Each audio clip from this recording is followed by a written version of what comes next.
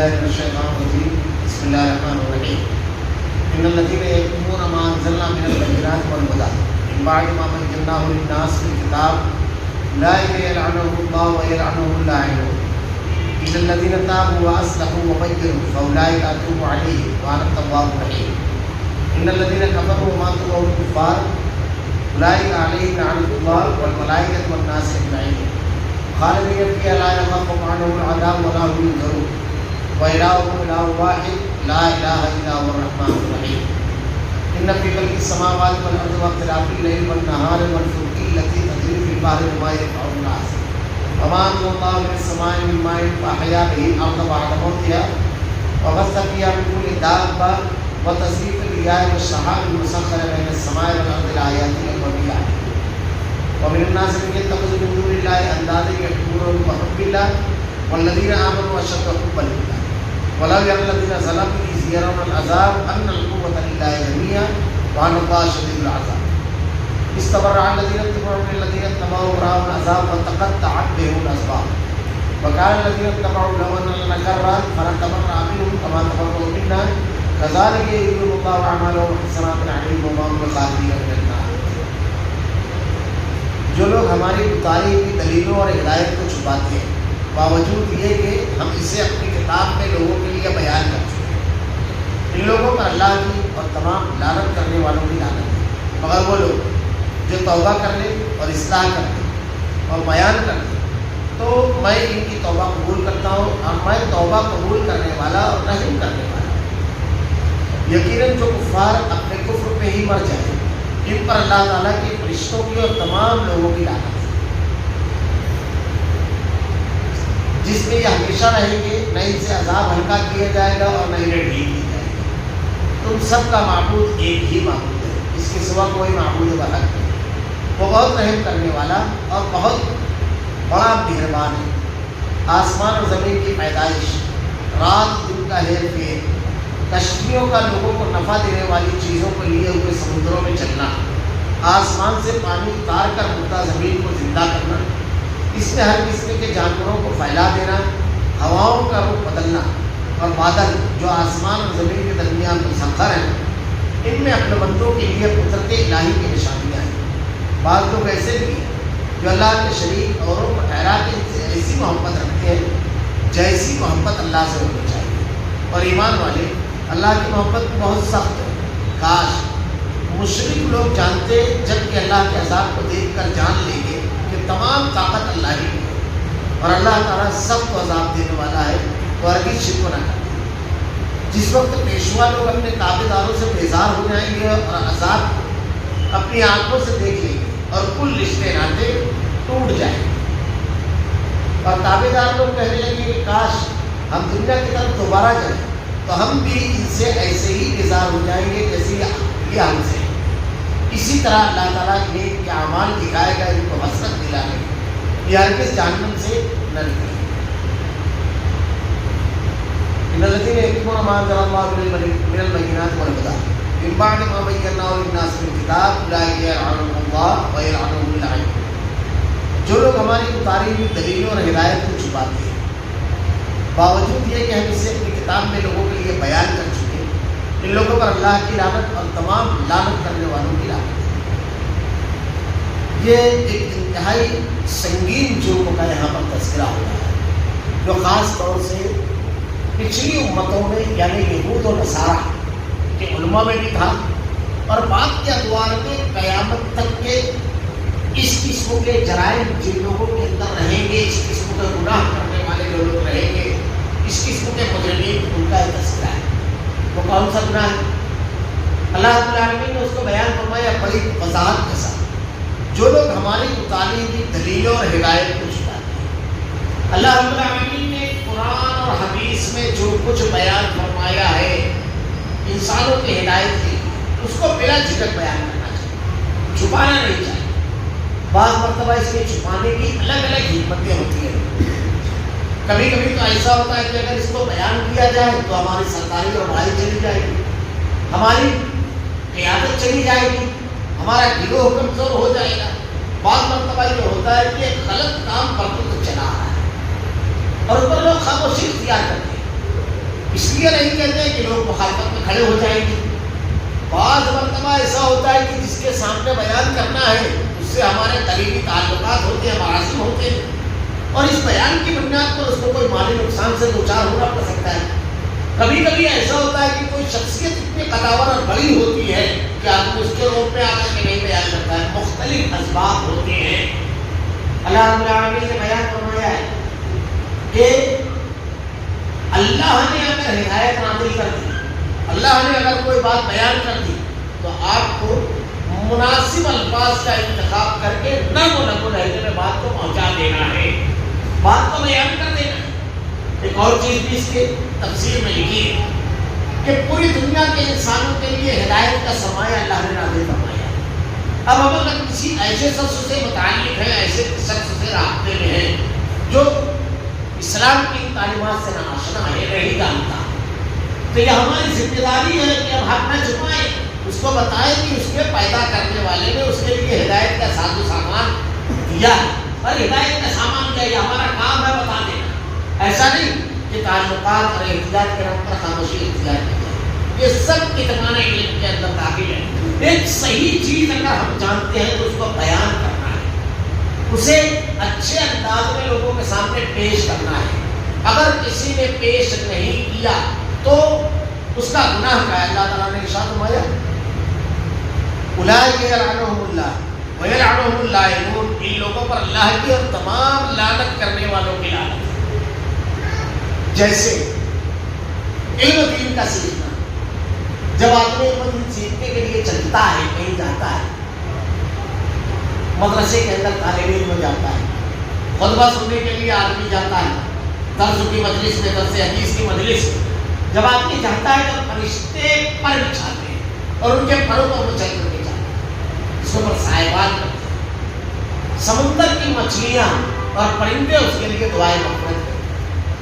یہ علم دین کو حاصل کرنے کا اور علم دین کو بیان کرنے کا فائدہ ہے، اور اسی کو چھپانے کا اور اسی کو لوگوں سے دور کرنے کا نقصان یہ ہے کہ جتنی بھی مخلوقات ہے، بعض لوگوں نے تفسیر میں لکھا ہے زبان اور بے زبان والی سب اس کے اوپر لعنت بھیجتے ہیں کہ اللہ کی لعنت ہو اس شخص کے اوپر کہ اس کے پاس حق ہے، سچائی ہے، دین ہے، ہدایت ہے، امانت ہے اس کے پاس، اور اس کو پہنچا نہیں رہا ہے اپنے بھائی تک. اس لیے ہر شخص کی ذمہ داری ہے.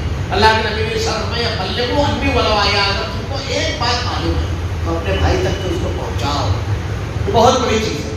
آج اگر ہم اس مرحلے پر صحیح ڈھنگ سے یہ کام کرنے لگے، دعوت اللہ کا، دعوت کا کام اگر کرنے لگے تو اس کے کتنے زبردست نتائج برآمد ہو. آپ دیکھیے اللہ کے نبی صلی اللہ علیہ وسلم کی سیرت طیبہ پڑھیے کہ اللہ کے نبی صلی اللہ علیہ وسلم نے کتنے مشکل حالات میں بھی دعوت کا کام جاری رکھا. پوری مکی زندگی اٹھا کر دیکھی. مدنی زندگی کی ابتدائی ایام جنگوں پر جنگیں، اور کتنی اذیت سے صحابہ کرام کو دوچار ہوا. صلح حدیبیہ تک کے پورے معاملات دیکھیے، لیکن جب صلح حدیبیہ ہوئی، انسانی تاریخ کا پہلا ناجنگ معاہدہ اس کو کہا جاتا ہے. اس سے پہلے تاریخ میں نہیں ملتا ہے کہ ناجنگ معاہدے ہوئے ہیں 10 سال تک کہ ہمیں ایک دوسرے کے خلاف کوئی کارروائی نہیں. یہ ناجنگ معاہدہ جب ہوا تو صحابہ کرام کی زبانوں سے یہ الفاظ نکلے کہ اتنا لمبا پیریڈ، اتنی لمبی مدت آزادانہ دعوت کی مل گئی ہو. اور پھر اس کے فوائد آپ دیکھیے کیا ہیں. آج ہم لوگ اپنے مسائل اور مشکلات کے لیے مختلف حل تلاش کرتے ہیں. بعض ماہرین کہتے ہیں کہ تعلیم کا ہونا بہت زیادہ لازمی اور ضروری ہے. ٹھیک ہے، ضروری ہے، لازمی ہے تعلیم کا ہونا، اس سے انکار نہیں ہے. بعض لوگوں نے معیشت کے میدان پر کہا کہ محنت کا تمنا نہیں کرنا چاہیے. بعض لوگوں نے کہا سیاسی اقتدار کا ہونا ضروری ہے. بعض لوگوں نے کہا ٹیکنالوجی کا ہمارے پاس ہونا ضروری ہے. مختلف اسباب اور چیزیں بیان کی، لیکن سب سے بڑی چیز کامیابی اور کامیابی کی جو ہے وہ دعوت اللہ ہے. کیونکہ دعوت اللہ کے میدان میں اگر مسلمان کام کریں، اگر یہ چیز کی گئی تو وہ ساری چیزیں جس سے آج ہم محروم ہیں وہ سب کے سب ہمیں خود بخود مل جائیں گے. اللہ کے دین کی دعوت کو اگر عام کیا جائے، اور یہ طرح محاذ ہے جہاں مقابلے پر کوئی قوت آپ کے سامنے کھڑی نہیں ہو سکتی. ورنہ اگر آپ پوری تاریخ اٹھا کر دیکھیں تو سیاسی محاذ پر مسلمان کبھی ہارا کبھی جیتا، معاشی محاذ پر کبھی معیشت اور دولت مسلمانوں کے قدموں کی لونڈی رہی اور غلام رہی، اور کبھی معاشی اور مالی اعتبار سے انتہائی کمزور بھی ہوئے۔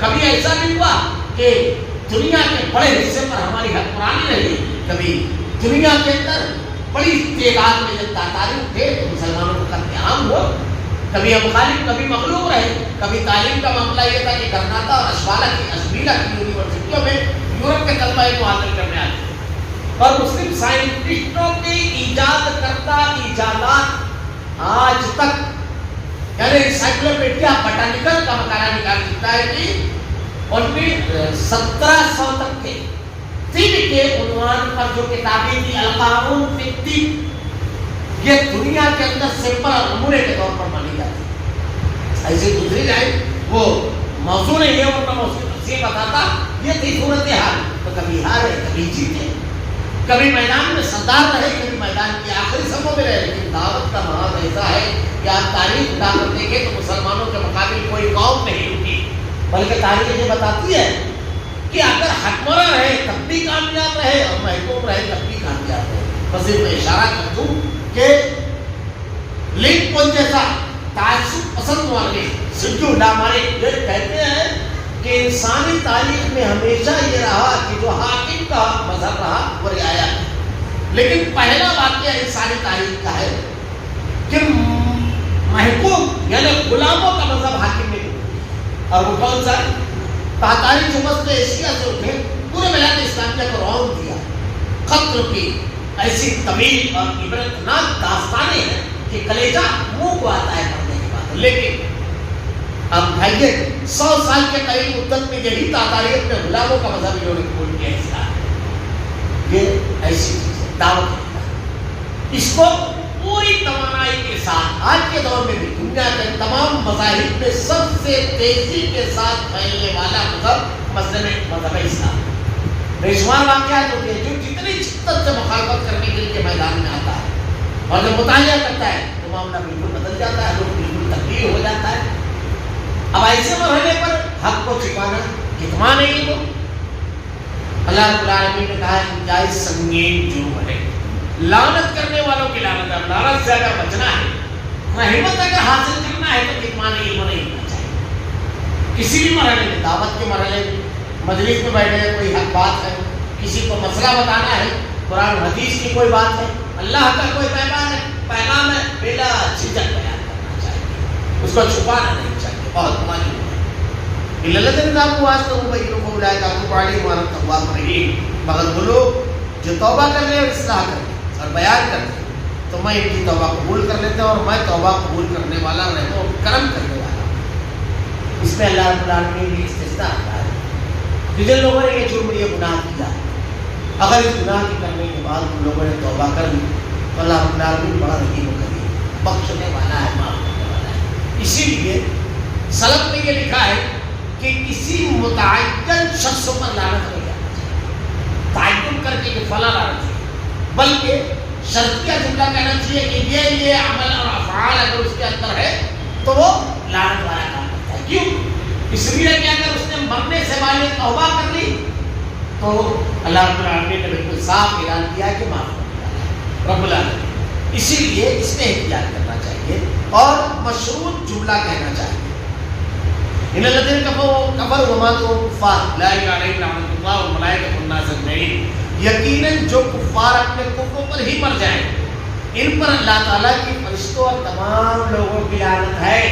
اب جو توبہ کرنے کا اللہ رب العالمین تو اس کو معاف فرما دے گا، لیکن جو توبہ نہیں کرے گا تو اس کا معاملہ کیا ہوگا؟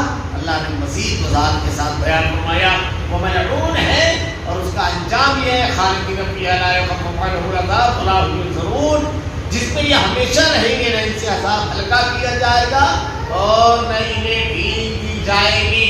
کوئی گنجائش نہیں ہے بچنے کی، بالکل صاف اعلان اللہ رب العالمین نے کر دیا۔ وَإِلَٰهُكُمْ إِلَٰهٌ وَاحِدٌ لَا إِلَٰهَ إِلَّا هُوَ الرَّحْمَٰنُ الرَّحِيمُ، تم سب کا معبود ایک ہی معبود، اس کے سوا کوئی معبود برحق نہیں، وہ بہت رحم کرنے والا، بڑا مہربان ہے۔ اللہ رب العالمین نے اپنی توحید کی دلیل یہاں دی۔ اس آیت کے بارے میں کہا جاتا ہے کہ یہ دو آیتیں ہیں۔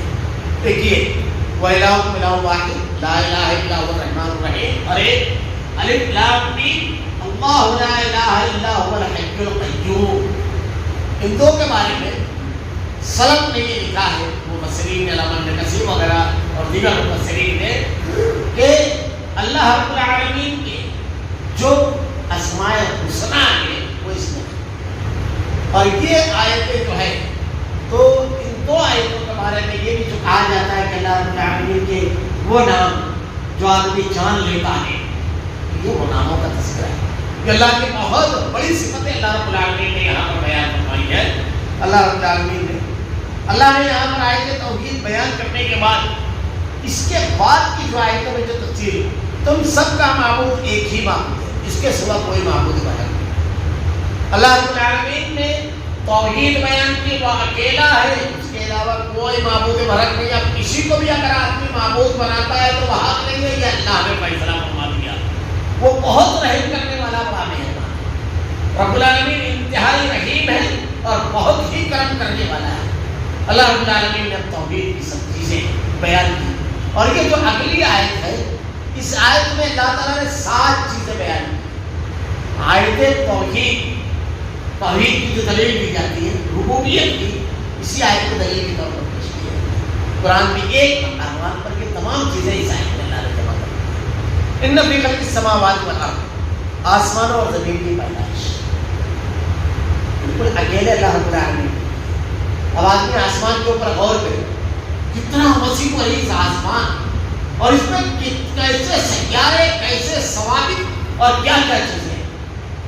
اگر ذرا سا بھی فلکیات کا علم رکھنے والا تدبر کرتا ہے تو حیرت و استعجاب کے سمندر میں غرق ہو جاتا ہے کہ اللہ رب العالمین نے اتنی عظیم عظیم سیاروں کو پیدا کیا ہے اور اتنے عظیم خزانے ہیں کائنات کے آسمان کے اندر کہ آدمی حیرت زدہ ہو جاتا ہے. ابھی پیچھے جو ہے خبر آئی تھی کہ کافی پہلے ناسا سے جو واجر کو چھوڑا گیا تھا، وہ ایک سیارے کے قریب سے گزرتا ہوا جب اس نے کچھ فوٹو وغیرہ لیے تو وہاں پر جو بارش ہو رہی تھی برف باری، وہ گلابی کلر کی تھی اور اس قدر خوشنما تھی کہ سائنٹسٹ تو حیران رہ گئے کہ ایسے حسین اور خوبصورت مناظر تھے. حالانکہ اس کا معاملہ یہ تھا کہ کافی پہلے اس کی مدت ختم ہو چکی تھی، مگر وہ بہرحال نظام زندہ تھا اور نامعلوم مقامات پر چل رہا تھا، تو اس وقت کی بات میں بتا رہا تھا. تو کائنات کے اندر جو خزانے اللہ نے رکھے ہیں، آسمان اور زمین. آسمان کے اوپر سے وہ بات کی جائے تو آسمان کے اندر جو سیارے ہیں، جو ثوابت ہیں، جو چاند ہے، جو سورج ہے، جو پورا نظام شمسی ہے، اور جو دوسرے اللہ رب العالمین نے اتنا زبردست نظام بنا کر کے رکھا ہے، اس کے اوپر آدمی غور کرے. اللہ تعالیٰ نے ارشاد فرمایا کہ تم آسمان کی طرف بار بار نظریں اٹھا کر دیکھو، بار بار دیکھو گے، تم کو کوئی کمی اور خامی نظر نہیں آئے گی. تمہاری نظریں لوٹ آئے گی ہر مرتبہ دیکھنے کے بعد، کوئی کمی اور خامی نظر نہیں آئے گی. یہ کائنات کتنی وسیع و عریض ہے. کہا جاتا ہے کہ اس کائنات کی وسعت کا یہ عالم ہے کہ ایک سیارہ اگر اس کے اندر ایندھن ڈال دیا جائے اور وہ نوری سال کی رفتار سے سفر کرنا شروع کرے. نوری سال کس کو کہا جاتا ہے؟ روشنی ایک سیکنڈ میں 1,86,000 میل کا سفر طے کرتی ہے. تو ایک سال میں وہ سیارہ جتنا سفر کرے گا اس کو کہا جاتا ہے کہ ایک نوری سال. تو وہ سیارہ جب سفر کرنا شروع کرے گا تو سائنس آج یہ کہتی ہے وہ جب نکلے گا اپنے مرکز سے سفر کرنے کے لیے تو پوری کائنات کے گرد چکر لگانے کے لیے اس کو 2 ارب سال لگے پوری کائنات کے. اور اس دوران ہر سال کائنات اپنے حجم سے ڈبل ہو رہی ہے. اس طریقے سے ہمارا وہ تصوراتی سیارہ ہمیشہ حالت سفر میں رہے گا، ہمیشہ حالت سفر میں رہے گا. اللہ نے اتنی وسیع عریض کائنات بنائی ہے. اب یہی پر رک کر کے آدمی جنت کے بارے میں جو حدیث اللہ کے نبی نے بیان فرمائی کہ آخری جنتی کو اللہ رب العالمین جو جنت دینے والا ہے، تو اللہ کے نبی نے ارشاد فرمایا کہ اس کو جہنم سے نکال کر کے کہا جائے گا جنت میں داخل ہو جا. کئی روایتیں ہیں، تو اس میں ایک روایت کے جملے ہیں کہ جب وہ جنت میں جائے گا تو کہے گا کہ رب العالمین جنت میں تو سب نے اپنے اپنے مقامات لے لیے ہیں، اللہ پر کہاں جاؤ.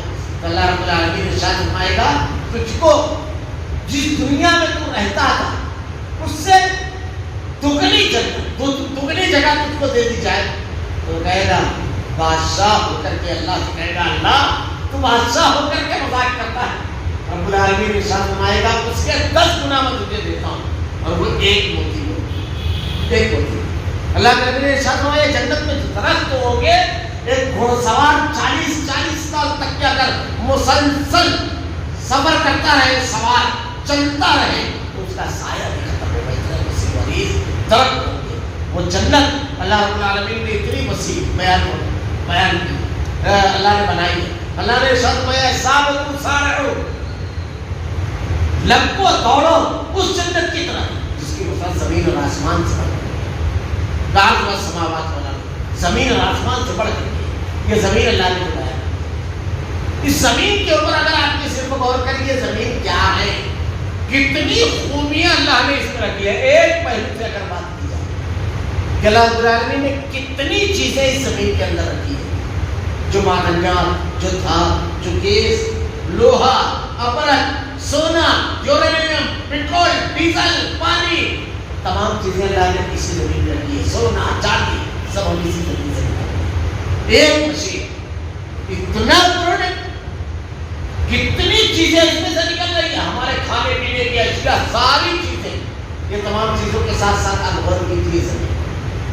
अल्लाह रब्बुल आलमीन ने सिर्फ ये नहीं, इसमें कैसे कैसे पत्थर बनाए, कैसे कैसे पत्थर है अल्लाह रब्बुल आलमीन ने, इसमें समुद्र में मोती बनाए अल्लाह रब्बुल आलमीन ने, इसमें इतनी कीमती धातें हैं, यूरेनियम, इसमें तवानाई क्या हो, अगर आप इसका रेशो देखें तो ग्राम से इसका रेशो है निकालने वाले ममालिक का, और यही वो तवानाई है जिसके जरिए इस जो जमीन का जो कच्चे शक्लों का निजाम है, इसको तोड़ करके जो फिजा में चीजें भेजी जाती है, तो इसी धात के इस्तेमाल की बुनियाद पर और एटम वगैरह के लिए खासतौर से इसी धात का इस्तेमाल होता है। तो अल्लाह ने क्या किया इस जमीन के अंदर पैदा किया और फिर इस जमीन को हमारी रिहाइश के लायक बनाया। इसमें क्या क्या है, कच्चे शक्लों का निजाम, ओजोन की चादर है पूरी जमीन के गिर्द, सूरज की शुआएं जो नुकसान दिया वो हम तक नहीं पहुंचती है, वो ओजोन की चादर में रुक जाती है। सब अल्लाह का निजाम है। आदमी और करें आसमान और जमीन की पैदाइश, रात दिन का हेर फेर, अगर रात न होती सिर्फ दिन होता तो जरा सा अंदाजा लगाइए कितनी शरबत होती, घड़ी देख करके सब काम करना पड़ता है। और अगर सिर्फ रात की तारीकी होती, रोशनी न होती तो कितने मसाइल। रात को अल्लाह ने सुकून का सामान बनाया, तस्कीन का सामान, इसमें हम सोचते कितना सुकून है। कई पहलू है, एक तो ये आदमी दिन भर की थकावट को इसमें उतार लेता है, ज़हन और बदन जो दिन भर काम करने के बाद थक जाता है, मज़ीद नई तवानाई लेकर उसको करता है। आदमी अपनी जिनसी ज़रूरत को पूरा करता है, आदमी अपनी थकावट और तमाम चीज़ों को दूर करता है, और इसके साथ बहुत सारी चीज़ें और हैं, अपने अहल वयाल के दरमियान वक्त को गुजारता है। आदमी अपने अहल वयाल के लिए वक्त निकालता है। कुदरती तौर से ये माहौल अल्लाह रब्बुल आलमीन ने बना दिया है। अगर उसे जिंदगी में कोई बहुत बड़ी मुश्किल, तकलीफ, परेशानी हो तो यही रात का सन्नाटा है जब अपने खालिक के हुजूर सर्वसुजूद होकर अपने हाथों को फैला करके उससे मांगता है।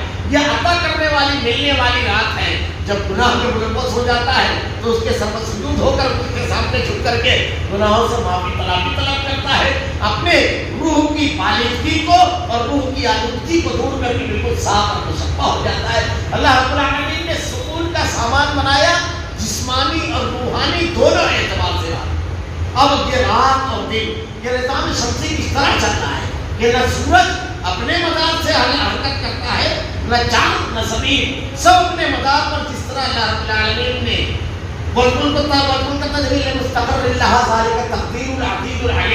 अल्लाह ने जो अंदाजे कर रखे हैं उससे जरा सा भी ढंग नहीं होती है। वरना अगर आप निज़ाम शमसी को पढ़ेंगे तो जरा सा अगर यह करीब हो जाए तो सूरज की तवानाई के सारे सितारों को खींचने में सब खत्म हो जाए, खत्म हो जाए। लेकिन अल्लाह रब्बुल आलमीन ने ऐसा फैसला रखा है और ऐसी तरतीब रखी है कि हमें कुछ भी सोचना नहीं है, बिल्कुल इत्मीनान के साथ जिंदगी गुजारनी है। कश्तियां का लोगों का नफा देने वाली चीजों को लिए हुए समुद्रों में चलना, अगर एक लम्हे के लिए आदमी ये सोचे کہ اللہ رب العالمین ایسی اشیاء تو بناتا ہی نہیں جو پانی کے اوپر تیر سکے. اگر ایسی چیزیں نہیں بناتا اللہ رب العالمین تو ہم کیا کریں؟ یہ جو سمندر کے ذریعے نقل و حمل ہے آج اس ترقی یافتہ دور میں، ماضی کی بات جانے دیجیے، ماضی میں تو بہت بڑا اہتمام چیزوں پر تھا یہ اور جانور. آج کے دور میں بھی جو نقل و حمل ہے، جو تجارتیں ہوتی ہے، جو سمندر میں کشتیاں بڑی بڑی چلتی ہیں، اگر اللہ رب العالمین پانی کے اندر یہ خصوصیت نہیں رکھتا یا ایسی اشیاء نہیں بناتا جو پانی میں نہ ڈوبے، تو کیا ہم کشتیوں کے ذریعے بڑی آسانی کے ساتھ اتنے طویل و عریض سمندروں کو پار کر لیتے؟ کیا ہمارے ہاتھ پاؤں میں اتنی توانائی ہے؟ اچھا وہ موجود ہے تو اتنے بڑے بوجھ لے کر کے چلتے؟ اللہ رب العالمین نے سمندر بنایا تو اس میں یہ جو چیز رکھی ہے، اللہ کا کتنا شکر ہے. مردہ زمین کو آسمان سے پانی اتار کر مردہ زمین کو زندہ کرنا، پورا سسٹم اللہ نے بیان. کہاں سے پانی اتارتا ہے رب العالمین؟ آسمان سے. اگر یہی پانی لانے کے لیے ہم کو جانا پڑے آسمان سے تو ساری چیزیں ہم کو سمجھ میں آتی ہیں. اور اللہ رب العالمین جب اس کو اتارتا ہے تو اس کے ذریعے مردہ زمین کو زندہ کر دیتا ہے، معیشت کھڑی ہو جاتی ہے. ورنہ ذرا سا یہی بارش چھوٹ جاتی ہے، قحط آ جاتا ہے، ہمارا تمام کے تمام معاملہ، ساری قوت، ساری ٹیکنالوجی کے باوجود حکومتیں گھٹنوں کے بل بیٹھ جاتی ہیں. اللہ رب العالمین مردہ زمین کو زندہ کرتا ہے. اس میں ہر قسم کے جانور کا پھیلا دینا، کتنی مخلوقات اللہ رب العالمین نے رکھی ہے اور ان کی کیا کیا خوبیاں ہیں. ہر جانور کا ایک کام اللہ نے رکھا ہے، ہر جانور کا ایک کام. اللہ تعالیٰ بڑی کی رحمت کرے تو فضل الرحمان مدنی حفظہ اللہ ایک مرتبہ مالیگاؤں کے جو پولیس ڈپارٹمنٹ تھا، تو ایک ڈپارٹمنٹ کے جو ایس پی صاحب تھے، ان کا مزاج یہ تھا کہ وہ مختلف مذاہب کے بڑی بڑی شخصیات کو بلا کر کے پروگرام کرتے. تو اسی دور میں انہوں نے دکتور فضل الرحمان شیر خان جمیل صاحب جو وہاں پر ناظم تھے جانے میں، اس وقت کی بات ہے، شیر خان صاحب ان کو لے کر کے گئے. ڈاکٹر صاحب خود ہم لوگوں سے یہ واقعہ انہوں نے بیان کیا، اللہ رب العالمین نے رحمت کرے، ان کے درجات کو بلند فرمائے رب العالمین. ڈاکٹر صاحب نے وہاں پر کئی سوالات جو ان کے اوپر بڑے مشکل آئے، ان کے بڑے ہی دلچسپ انداز میں جوابات دیے تھے. اس میں ایک چیز کے بیان فرمائی انہوں نے، گوشت خوری پر ایک سوال آیا. تو کئی جوابات اس کے دیتے ہوئے ایک جواب انہوں نے یہ دیا تھا کہ اگر آپ اس کے اوپر پابندی لگائیں گوشت خوری تو فصل اگانا آپ کے لیے مسئلہ ہو جائے. قدرت کا نظام دیکھیے کہ جب کسان ہل چلاتا ہے تو اس کے ساتھ بہت بڑی تعداد میں پرندے پیچھے پیچھے چلتے ہیں. آپ جب غور کریں گے تو وہ کیا کرتے ہیں، وہ پرندے وہ جو کیڑے مکوڑے زمین کے اندر رہتے ہیں ان کو کھاتے ہیں. پابندی لگا دی جائے گوشت خوری پر، آپ کی فصل نہیں آ پائے گی، آپ کی جو فصل ہے وہ نہیں آ پائے گی. اللہ رب العالمین نے اگر کسی مخلوق کو پیدا کیا تو اس کے خاص حکمتیں ہیں، بے شمار کام ہیں ان مخلوقات کے، بے شمار کام جو ہم کو نہیں معلوم. اور اللہ رب العالمین نے اس میں بے شمار جاندار ایسے پیدا کیا ہے. کچھ جاندار تو ایک دوسرے کی خوراک ہے، اور ایک دوسرے کی خوراک کے لیے کتنی ضروری اور لازمی ہے ان کا وجود. اگر وہ نہ ہو تو ایک دوسرے جاندار سے مخلوق کا جینا تو بڑھ جائے، ان کی معیشت ٹوٹ جائے. اور بہت ساری مخلوق اس میں ایسے ہیں جو ہماری خوراک ہے، اور ہماری خوراک کی وجہ سے اس کے ہمارے کتنے فائدے ہیں. صرف اگر سی فوڈ پر کہا جائے کہ سمندری جاندار اللہ تعالیٰ نے پیدا کیے ہیں، کہ سمندری جاندار سمندر میں کتنا بڑا خوراک کا خزانہ اللہ رب العالمین نے رکھا ہے. اچھا جو خزانہ رکھا ہے اس کی جو اللہ تعالیٰ نے خوبیاں رکھی ہے، یعنی اس کے استعمال کا دماغی اعتبار سے جو اس کے استعمال کی وجہ سے ذہن تیز ہوتا ہے، نظریں تیز ہوتی ہے، دانت تیز ہوتے ہیں. آپ دیکھیے سی فوڈ سمندری مچھلی اور کے تمام چیزوں کا استعمال کرنے والے ساحلی علاقے کے لوگوں کی ذہنی صلاحیت بہت زیادہ تیز ہوتا ہے، بہت زیادہ تیز ہوتی ہے. آپ کو معلوم ہے جاپان جزائر پر بسا ہوا سی فوڈ کا انٹرنیشنل دنیا کے اندر سب سے بڑا خزانہ ہے. ہندوستان کے اندر ایک نمبر ریاست تعلیمی اعتبار سے جو ہے تمل ناڈو ہے، کیرل کا جو علاقہ ہے، پورا کے پورا آپ کا کھانا دیکھیے مچھلی اور چاول.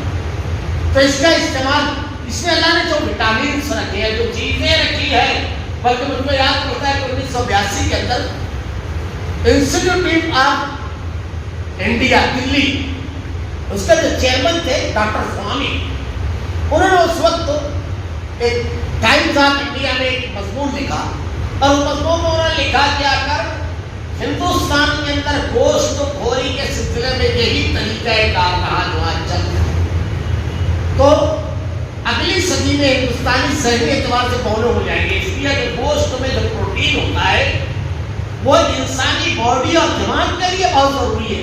اس لیے میرے حساب سے ایسا کرنا چاہیے کہ قانون بنانا چاہیے کہ ہر مہینہ کم سے کم ہر ہندوستانی کو 250 گرام گوشت کھانا ہے۔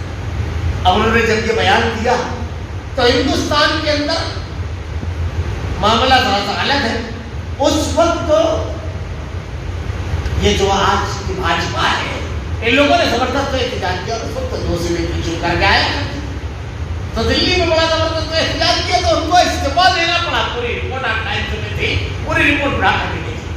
اس وقت انہوں نے کہا تھا، اور اسی لیے دنیا کے اندر آپ دیکھیں گے کہ ہر قوم اس کا استعمال کرتی ہے، اور اللہ تعالیٰ نے مخلوقات کو جو بنایا ہے، جو اللہ تعالیٰ کے مخلوقات ہیں، تو 2 ٹائپ کی ہے۔ ایک ٹائپ تو ایسی ہے جنہیں اللہ تعالیٰ نے سبزی خور بنایا ہے، جیسے بکری ہے، گائے ہے، اونٹ ہے، یہ سب سبزی خور ہے۔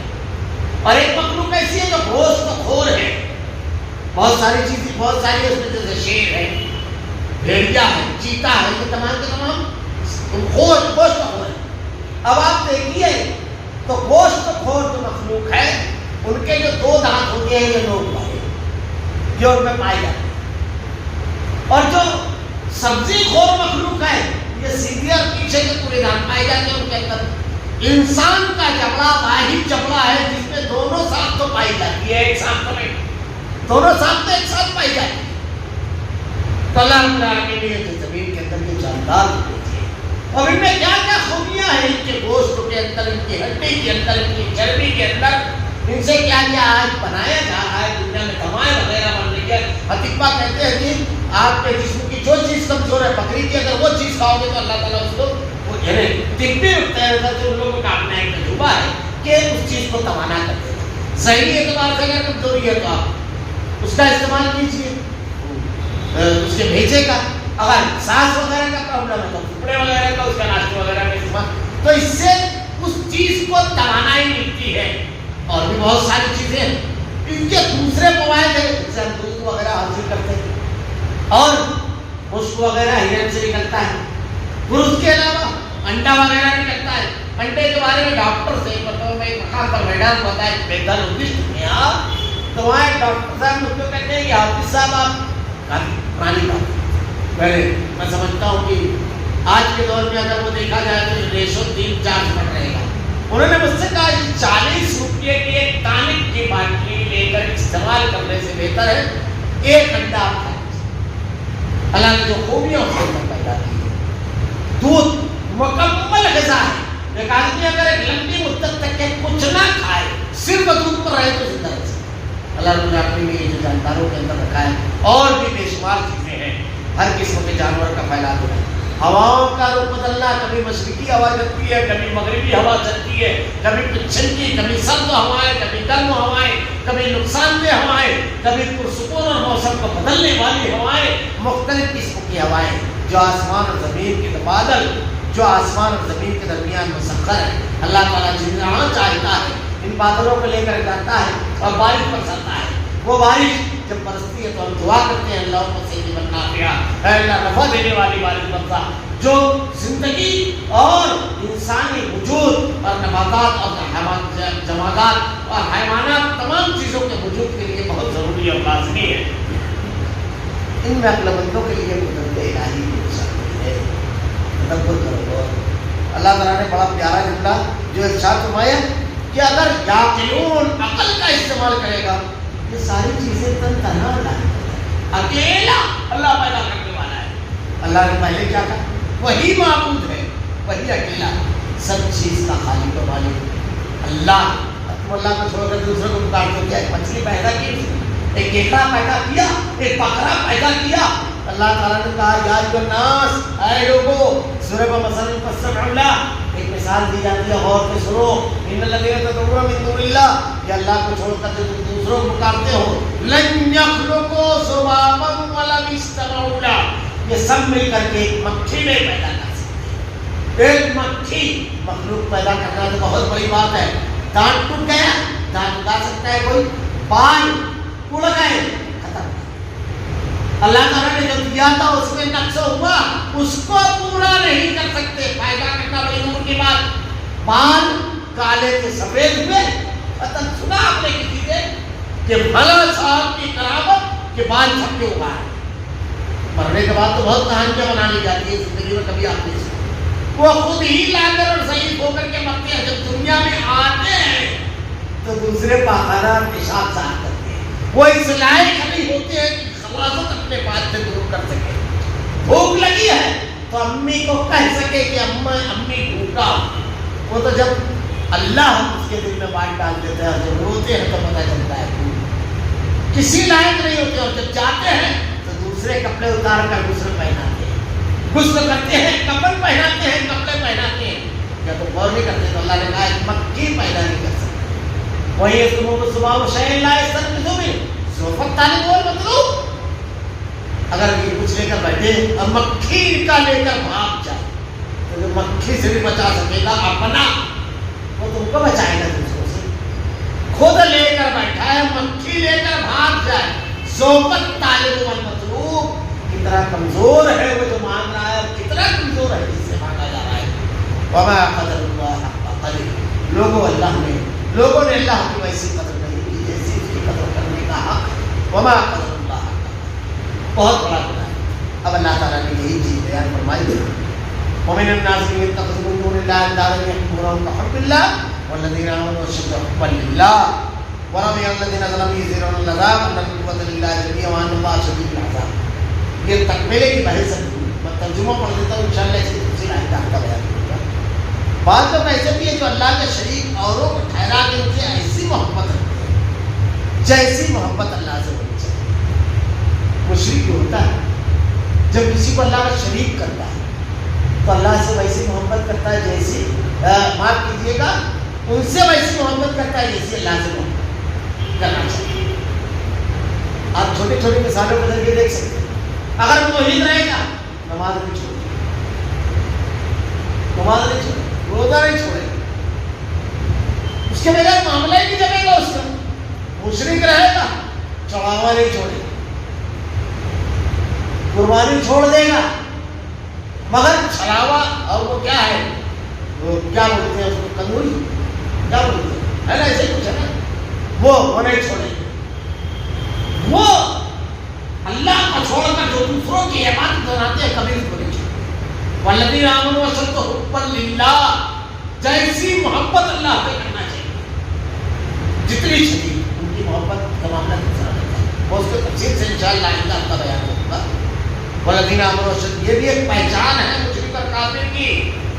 اللہ کے نبی صلی اللہ علیہ وسلم کے دور میں مشرکین مکہ جو تھے اللہ کو مانتے تھے، سیقولون للہ، بار بار سوال کیا گیا، لیکن کیا ہوتا تھا؟ غیر اللہ کو پکارتے تھے۔ جیسے ہمارے یہاں کچھ لوگ کہتے ہیں اپنے بیٹوں کو یہ سکھاؤ کہ گرنے لگے تو نعوذ باللہ استغفر اللہ ثم استغفر اللہ، ڈر لگتی ہے، خوف طاری ہوتا ہے۔ کیا اس کا بیان کیا جائے؟ عبد القادر جیلانی کا نام لینے کے لیے سکھائی جائے کہ ہڈی استغفر اللہ۔ اللہ تعالیٰ کہتا ہے مجھ کو پکارو، اکیلا پکارو۔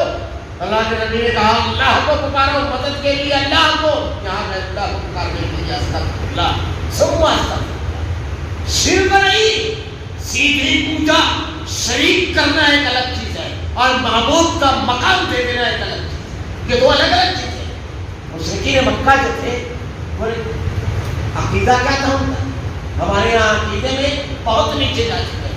کیا تھا عقیدہ مشرکین مکہ کا؟ وہ کہتے تھے ما نعبدہم الا لیقربونا الی اللہ زلفیٰ، ہم ان کی پوجا اور عبادت نہیں کرتے بلکہ اس لیے ان کو پکارتے ہیں کہ اللہ کے قریب کرتے ہیں۔ وَيَقُولُونَ هَؤُلَاءِ شُفَعَاؤُنَا عِندَ اللَّهِ، وہ کہتے تھے کہ ہمارے سفارشی ہیں اللہ کے پاس، یعنی ان کے توسط سے ہم اللہ سے مانگتے ہیں۔ یہاں پر اللہ کا نام ہی غائب کر دیا، مدد کے لیے اللہ کو چھوڑ کر کے عبد القادر جیلانی کو پکار رہے ہیں، معین الدین چشتی کو، بندوں کو پکار رہے ہیں، شریک کرنا نہیں رب بنا لینے کا معاملہ ہے۔ اللہ تعالیٰ نے کہا ان الذین تعبدون من دون اللہ تدعون من دون اللہ، یا اللہ کو چھوڑ کر جو دوسروں کو پکارتے ہیں۔ ایک واقعہ چھوٹا سا اشارہ کروں، ہمارے یہاں شرک اس میں سمجھنا بہت ضروری ہے۔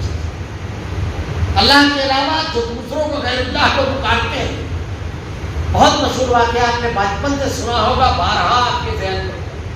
اللہ کے نبی صلی اللہ علیہ وسلم غزوہ تبوک سے لوٹ رہے، راستہ بڑا مشکل تھا، بڑا مخصوص راستہ تھا، یہ اکیلا سفر ہے۔ کیا آپ جب غزوے کے لیے نکلنے لگے تو اتنا مشکل تھا کہ آپ نے بتا دیا تبوک جانا ہے، ورنہ آپ کو جانا رہتا تھا شمال، آپ جنوب بتاتے، مشرق جانا ہو تو مغرب بتاتے تھے، تاکہ دشمن کو بے خبری میں جانے میں قتل و غارت گیری کم ہو اور آسانی کے ساتھ معاملات کو بڑی یعنی انسانی جان کی قیمت اللہ کے نبی کی سیرت پڑھتے۔ میدان جنگ میں کہا دشمن ہتھیار رکھتے ہیں تو مت مارو، بوڑھوں کو نہ مارو، عورتوں کو نہ مارو، بچوں کو نہ مارو، پھلدار اور سایہ دار درختوں تک کا یہ مارنا۔ خیر آپ لوٹ رہے تھے تو ایک مقام پر جب پڑاؤ ڈالا گیا تو صحابہ اکرام نے اللہ کے نبی سے کہا کہ اللہ کے رسول آپ اس درخت کے نیچے آرام کیجیے، اور تمام لوگوں نے آپس میں مشورہ کیا کہ ذرا سا اللہ کے نبی کو بالکل اکیلا پرائیویسی کہتے ہیں تاکہ اطمینان سے آپ سکون سے کچھ آرام کریں، تو ذرا سا دور ہٹ جائے سب لوگ۔ اب ایک آدمی بڑی طویل مدت سے آپ کے سلسلے میں انتظار میں تھا کہ کب موقع ملے اور آپ کے اوپر حملہ کرے۔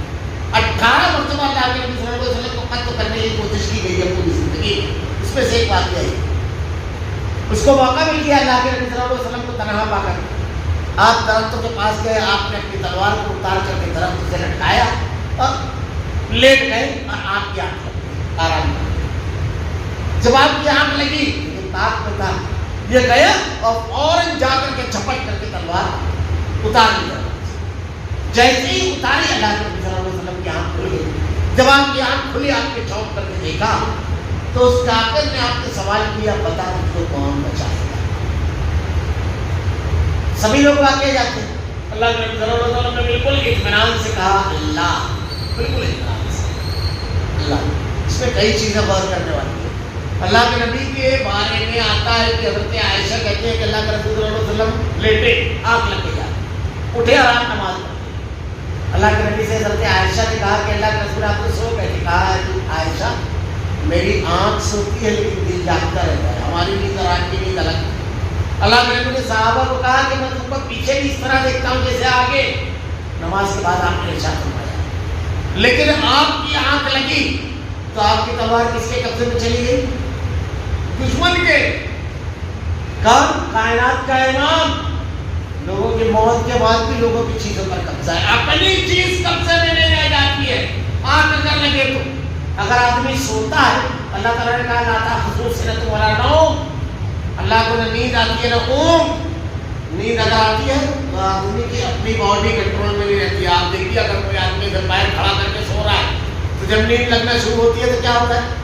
ایک منظر سب دیکھتی ہے، دھیرے دھیرے پیر گرتا ہے نا، تو اپنا بدن نہیں ہم کنٹرول کر سکتے۔ سونے والا مرنے والا دوسروں کو کنٹرول کرے گا، خود کی باڈی آدمی کھڑی رکھ سکتا ہے؟ آج تک آپ نے دیکھا کسی کو کھڑا کھڑا سو رہا ہے؟ دیکھا؟ ہاتھ ایسے اٹھا ہوا سو رہا ہے؟ دیکھا؟ ارے گر جائے گا۔ آپ اپنے بدن لا تأخذہ سنۃ ولا نوم، نہ اونگ پر تم اکثر کہا کرتا ہوں اونگ جس کو آئے وہ کیا سنبھالے گا؟ اب یہاں سے آپ گاڑی کیجیے ٹاٹا سومو اور اس میں کتنے لوگ بیٹھتے ہیں؟ 10 آدمی تو بیٹھتے نہیں ہیں، 10 تو رکھے رہتے ہیں۔ اطمینان سے بیٹھنا ہے تو ساتھ، ورنہ ایک دوسرے کو چلو 10 آدمی بیٹھے۔ اب ڈرائیور کو کہیں چلو ممبئی، راستے میں اگر اس کو اونگ آئے گی تو کیا ہو؟ ہم ممبئی کی بجائے راہی ملک عدم ہو جائے، مسلمان ہو تو قبرستان اور ہندو ہو تو شمشان گھاٹ۔ 10 آدمی کی سواری چلانے والا اگر اونگ جائے تو زندگیاں موت میں بدل جائے، مسافر منزل کی بجائے قبرستان چلا جائے یہ کائنات کوئی اڑنے والا چلا سکتا ہے؟ کیا تم نہیں سوچتے؟ کیا تم غور نہیں کرتے؟ اللہ تعالیٰ نے خیر اللہ کے نبی صلی اللہ علیہ وسلم کیا آپ کی تلوار دوسرے کے قبضے. یہاں غور کرنے والی بات ہے. ہمارے یہاں اللہ کے برگزیدہ بندے مرنے کے بعد ساری دنیا پر قبضہ رکھتے ہیں. کائنات اونگ آئی تلوار ان کے ہاتھ سے اپنی چیز پر قبضہ باقی نہیں. اب جب آپ کی آنکھ کھلی تو اللہ کے نبی سے پوچھا بتا دو کیوں غور نہیں چاہیے. اللہ کے رسول نے کیا کہا؟ بڑے اطمینان کے ساتھ اللہ بڑے اطمینان کے ساتھ. مستند احمد کی روایت کے الفاظ ہے کہ فرشتے نے اس کے سینے پر مارا وہ گر گیا. جب گرا تو اللہ کے نبی صلی اللہ علیہ وسلم نے لپک کر کے تلوار اٹھائی. جب آپ نے تلوار اٹھائی تو اس سے پلٹ کر کے پوچھا بتا تم کو کون بچائے؟ اس نے کیا کہا؟ ہاں بس یہی پر ذرا سا غور کیجیے. غیر اللہ کو پکارنے والے یہی ذرا سا غور کرے. بہت لمبی بات نہیں ہے. نبی نے کیا کہا؟ کون بچائے گا؟ اللہ. نبی کو ماننے والا کیا کہے گا؟ نبی والی زبان کہے گا نا اللہ. کافر نے کیا کہا؟ کافر نے کیا کہا؟ رسول اللہ. زندہ رسول کی طرف اشارہ کرے تو آپ کافر کہتے ہیں. جو مردوں کی طرف اشارہ کرے گا بچانے والا اس کو کیا کہتے ہیں؟ آپ کیا کہتے ہیں اس کو یہ بتائیے. زندہ نبی کی طرف اشارہ کر رہا ہے کہ آپ بچائیں. اس کو کیا کہتے ہیں؟ مومن کہتا ہے کوئی وہ کافر تھا. کسی مردے کی طرف اشارہ کرے کہ وہ بچائے گا تو اس کو آپ کہتے ہیں. نبی کو ماننے والا اللہ کی طرف اشارہ کرے گا اور نبی کو نہیں ماننے والا بندوں کی طرف اشارہ کرے گا. اس نے یہ سبق پوری روایت کا اللہ رب العالمین نے خیر. میں انشاءاللہ العزیز مشرکین مکہ کیا کرتے تھے اب یہاں ذرا بات پوری کر دوں. وہ لوگ جب کشتی لے کر کے نکلتے دریا میں تو دریا کے اندر جب کشتی ڈوبنے لگتی تو اللہ اعلان کرتا تھا کہ سارے معبودان باطل کو چھوڑ دو اکیلے اللہ کو وہی بچائے گا. قرآن پڑھیے قرآن پڑھیے. اللہ تعالیٰ نے نقشہ کھینچا ہے. بلکہ جرمنی کا ایک جہاز رہا اسی لیے اسلام اس نے قبول کیا کہ جب سورہ نور کی آیت اس کے سامنے پڑھی گئی کہ رات کی تاریکی پر تاریکی اور موجوں پر موجیں چل رہی ہے تو وہ کہتا ہے کہ جس نے سمندر میں زندگی گزاری ہوگی وہی یہ بیان کر سکتا ہے یہ تصویر. تو لوگوں نے کہا کہ اللہ کے نبی نے کبھی سمندری سفر کیا ہی پوری زندگی میں کبھی سمندری سفر نہیں کیا. تو بولے یہ انسانی کلام نہیں. اسی اکرمہ رضی اللہ تعالیٰ ابو جہل کے لڑکے یہ اسلام لائے تو ان کا بھی واقعہ ہے کہ جب دریا میں چل رہا تھا اچانک طوفان آیا. اللہ نے کہا تو کہتے ہیں جو رب تری میں بچائے گا وہی خشکی میں بھی بچائے گا. بچ گیا توحید. تو مشرکین مکہ بھی چھوڑ دیتے تھے سارے معبودان باطل کو. اور ہمارے یہاں کیا تعلیم دی جاتی ہے؟ جنید بغدادی ایک مرتبہ اپنے مرید کے ساتھ چلے. اب جب چلے دریا کے کنارے پہنچے تو حضرت جنید بغدادی نے کہا کہ پیچھے پیچھے کیا جنید کہتے ہوئے چلا. اب حضرت جنید بغدادی خود یا اللہ کہہ رہے ہیں اور دریا پہ سڑک کی طرح چل رہے. اب کس سے بھی ایسے بناتے ہیں استغفر اللہ. صحابہ کرام دریا کے کنارے پہنچے اس میں کوئی نہیں سڑک کی طرح چلا. حضرت موسیٰ علیہ السلام نے اپنی قوم سے نہیں کہا کہ آ جاؤ پیچھے. یا موسیٰ کہتے ہیں نماز کر اپنی سیادی لیکن یہاں دیکھیے حضرت جنید بغدادی یا اللہ کہتے ہوئے سڑک کی طرف پانی میں چل رہے. مرید پیچھے پیچھے تھا. اس نے کہا حضرت میں کہا کہ یا جنید کہتا ہوا چل. اب یہ پیچھے پیچھے یا جنید کہتا ہوا چل رہا ہے. نعوذ باللہ استغفر اللہ سبحان اللہ. کوئی دور گیا میں احمد رضا خان کے الفاظ نقل کرتا ہوں. انہوں نے اس کو لکھا تو وہ کہتا ہے شیطان اس کے دل میں بات ڈالا مرید کے کہ حضرت تو خود یا اللہ کہہ رہے ہیں ہم تو کہہ رہے ہیں حضرت. شیطان نے اس کو بہکایا وہ بھی اللہ کہہ رہے ہیں. یا اللہ کہنا شیطان کا بہکانا یہ حضرت لکھ رہے ہیں اور ایسے ویسے حضرت نہیں اعلیٰ حضرت کی. تو کیا کہتے اس کو بہکایا تو اس نے بجائے یا جنید کی یا اللہ کا ڈوبنے. جب ڈوبنے لگا تو تمہارا جنید بغدادی رحمہ اللہ کی حضرت کیا کروں. کہا وہی کہ جو پہلے کر رہا تھا. پھر وہی کہنے لگا بس پھر چلنے لگا. اب समझ में नहीं आया पानी जब कड़क हुआ तो ये पूरा ऊपर कैसे निकला, थोड़ा बहुत डूबा रहता तो वो भी उसके साथ हो जा रहा था सब तो।